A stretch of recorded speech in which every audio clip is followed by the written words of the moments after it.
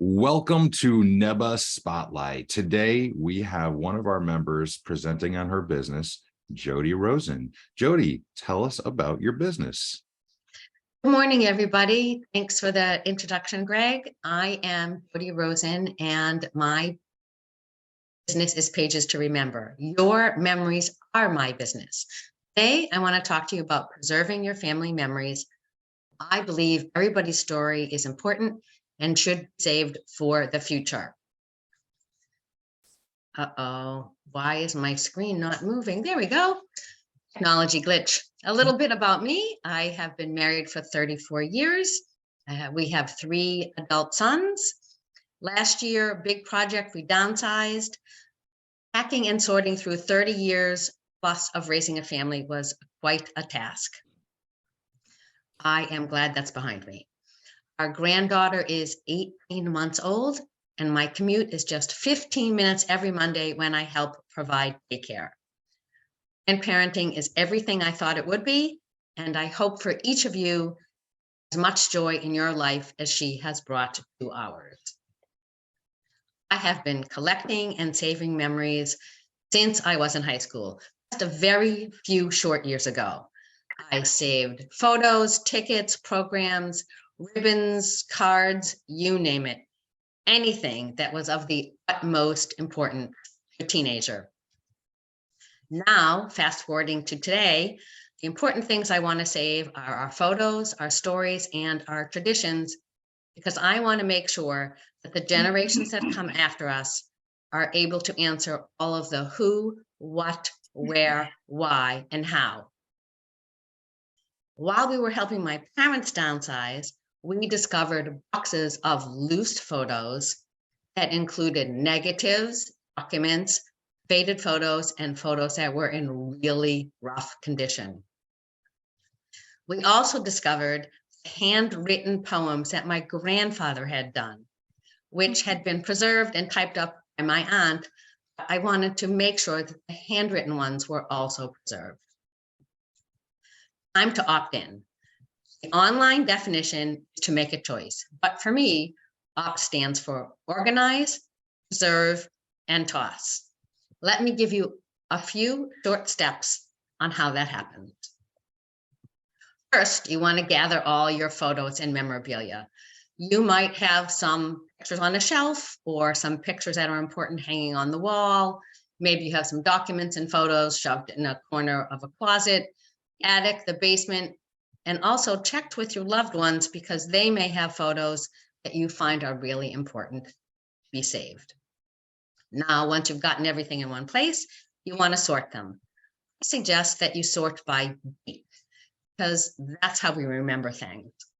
You want to sort and make sure that you get rid of the blurry pictures, the duplicates. Now, when my family went to the zoo, we took pictures of all the animals. But if you have a picture of an elephant and you're not standing in the picture, feeding the elephant, riding the elephant, or it's not your pet, you really don't need to keep the picture of the elephant because you can find that picture on the internet. It's really important to give yourself time when you're sorting through these memories because they will bring up lots of feelings. And if you've collected them over time or haven't seen the photos in a long time, you want to allow yourself time to think about them. I remember when I used to have duplicates printed and I would give a few away and then I would just stuff them in a box. But as you sort through your collection, you'll notice that your collection has now become smaller and there's less that you want to preserve. Preserving is scanning, digitizing, and restoring. And that's where my secret sauce is. But how do you know how many things that you have? So once you go through everything, stack up your photos, pretty simple math. If you have an inch of photos, you have 100 photos. So if you have 5 inches, you have 500 photos. As far as albums, it's a little trickier because albums are all different size and the photos are all different sizes. And you've gone through and you've taken out the duplicates and the ones that you don't want. And so the range is about 200 to 600 photos per album. If your family took slides, and you may recognize those circles in the upper left-hand corner, are carousels. The inner plastic circle had numbers, so you could see how many slides were actually in the carousel. As you're going through, you're going to be sorting and taking out the landscapes and the pictures that don't really mean anything to you, so you'll probably have less. Stack them up, 1 inch equals 20 slides. I'll let you figure out the math. Everybody, and I mean everybody, struggles with what to do with a collection of photos.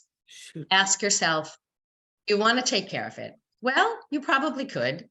You have the time? Sure. You could block off time on your schedule.